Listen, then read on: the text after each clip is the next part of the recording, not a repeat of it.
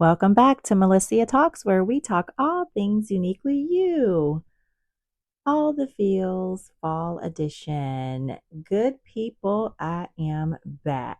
Yes, you may be able to hear it in this audio recording. I have some new equipment. Yay!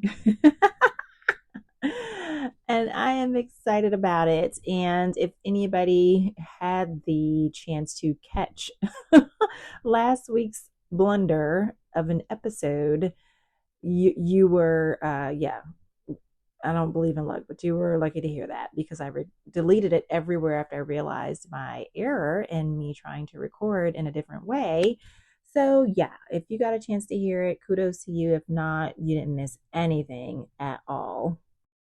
Now, what the episode was supposed to be about was the Monday night football game between the Jacksonville Jaguars and the Kansas City Chiefs. I had said the week prior that I was going to wait to discuss it. And we had talked about my Florida Gators, and that's another conversation for another day right now because I don't know what's going on. A lot is happening right now with them, and it's having all of us in our feelings about the quarterback and also the offensive line, and more importantly, the head coach. Okay, that's at UF. All right, let's just set that aside for a moment. But I had recorded information regarding that team prior to, and I said I was going to talk about the Jacksonville Jaguars. As you know, I'm a fan of that NFL team, but is it my actual team right now? It is not, but I'm trying to hold on, and I wanted to wait until after that Monday Night Football game, and it did not disappoint. I mean, if you saw that game, it did not disappoint. They actually won, and I was so excited. I mean, because if you recall how it actually ended and they actually won, you would know it was all over the place. I mean, I believe every person who was watching that game, especially if you were rooting for the Jacksonville Jaguars, went through probably all the stages of grief in 1 minute.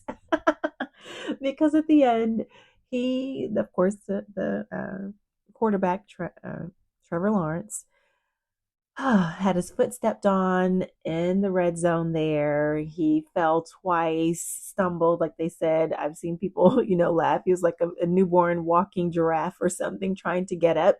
And he had the presence of mind to go right ahead and run into the end zone versus throwing the ball away, which is what he said. That was his initial thought. But overall, they won the game. Everybody's excited. The atmosphere was electric, I'm sure. Here at our home, we were so excited. And it was just an overall hard fought game. And, with the other good players on the team, great players, we have Travis Hunter, who made some amazing catches down the stretch, and even Brian Thomas Jr., who showed up to play. He finally showed up to play. And there was a really great catch in that one drive towards the end there that really kind of helped get them down into the red zone to ensure that they, were at least going to score. Did it happen the way that anybody thought it would? Absolutely not, right? But overall, that was a really good game. And even, of course, at Travis Etienne, he, had some really great runs along with the other young man who's the running back, Tootin is his name. He had some really great runs that just really overall put the Jaguars in a position to win. Now, being down 14-0 in the initial half, that was something crazy. And then just to come back and win the way that they did, it was amazing. But since then, and since that recording that did not, transpire the proper way or the way that I wanted to, they have once again blundered. I don't know what happened last week with the Seattle Seahawks, and they were at home at that. I don't understand it. I feel like, maybe I should just go ahead and root for the Tampa Bay Buccaneers. At least Baker Mayfield has, did a total 360.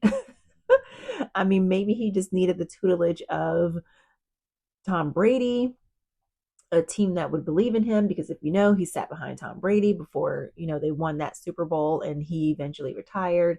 but he sat behind him. Maybe he needed that all along. Maybe Trevor Lawrence needs something like that. I feel like everybody that leaves from, the Jacksonville Jaguars eventually go on and win some sort of Super Bowl with some team. So maybe he needs to go sit somewhere under somebody who is great, like Baker Mayfield did. And, I don't know, he needs more training.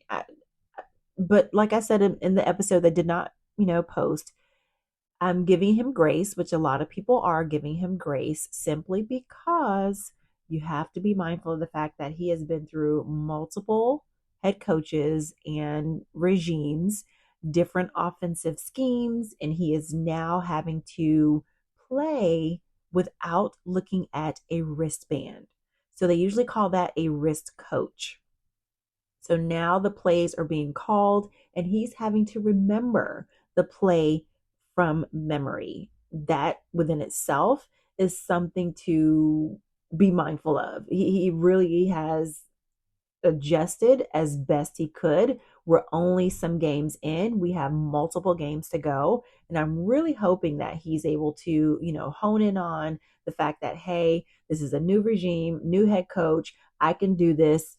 I hope this coach is here for the long haul. Liam Cohen, I really believe that he is.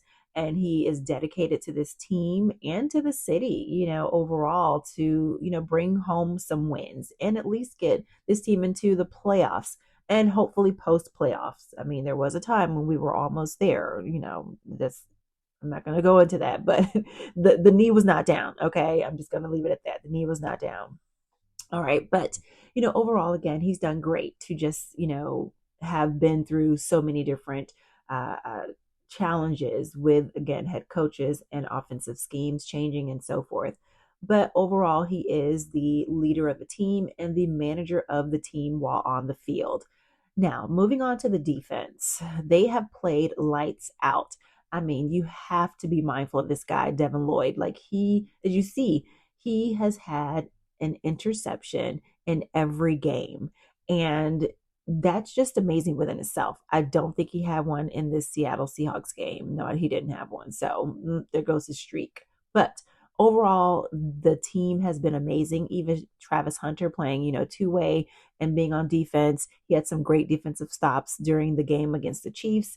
It's just really good. The team is good. I believe if they can just stay focused and really solidify that, hey, we are a winning team and get it in their brains, and the locker room is great, coaching is great. They have the potential to be a number one team. They can go to the Super Bowl, but they have a lot of things to fix. There were a lot of calls and fouls as well. There's just so many, unfortunate penalties to where that nobody can win with multiple penalties, right, on any team on any given day. So there are some things to always clean up, and there's going to be time overall. So I'm just really trying to make this I can't remember everything that I said previously. Let me just be real. And it was a great recording, and this is great as well, but this is pretty much what that was about. And then of course, just being mindful of the fact that this is the fall season. The time is changing, right? And it's cold in the mornings, and then it's spring by noon, and then we have summer by the afternoon. That's Florida weather for you, right? And so I am excited to say that if you've listened to any of my previous episodes regarding fall decor, I was asking you great people what you think I should do. And I did, and it was in regards to me decorating, the front porch, and then, of course, decorating more in the home. Yes, I had already started some things inside, but I did continue on and do a few more things here. I didn't realize I had so much stuff packed up in one of our closets, and I just decided to go back. Holy Spirit said, "Go look at this stuff. You have amazing decorations to go ahead and just put out." And I completely forgot about those things. So I did not visit the $1.25 store plus store to go buy anything else because I had so much stuff already. So I did go ahead, put those things around the home and outside. I did decide to go ahead and do my usual basics. No, I did not purchase any bales of hay as I was talking, but I may go ahead and do that. This stuff stays up until the day after Thanksgiving for us anyway, so there's time. And for me, if I'm going to do anything like decorating and things like that, I want it to matter, meaning that I want it to stay up for a period of time because I put time and energy into it. I just don't want it up, for a couple of weeks or a few weeks, and then I'm taking it down. So I am excited about it. Thank you for the encouragement to move forward and just go ahead and decorate the outside a little bit. It's not like before, but I did do a little something, so I'm excited about it. But overall, this is Melissa Talks, where we talk all things uniquely you. We will be coming with some exciting episodes here soon, still focusing on some football and holiday fun with family as we get closer here to our holiday seasons. My favorite two holidays of the year, Thanksgiving and Christmas. And of course, I know a lot of people love Halloween. It's right there, before the both of those major holidays. So like I said before, we don't celebrate it, but we do ensure that we have candy and treats for our trick or treaters in our neighborhood and even those who come from surrounding areas. It's always a great night just to be, a blessing to other people. So I love it. I absolutely love it. All right. So this is Melissa Talks, where we talk all things uniquely you. Until next time, bye.